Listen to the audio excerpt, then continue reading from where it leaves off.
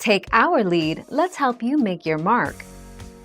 Our goal is your satisfaction. Let us show you the way. Find your washing machine filter. For front-loading machines, the filter will be in the bottom right corner on the outside of the washer. If you have an older top-loading washer, your filter will also be in the bottom right-hand corner of the machine.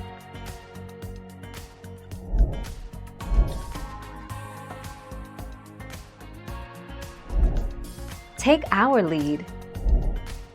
Still no luck? It's possible your washing machine does not have a filter at all.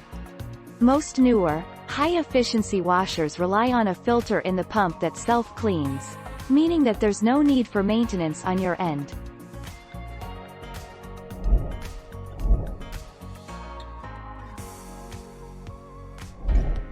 Take our lead.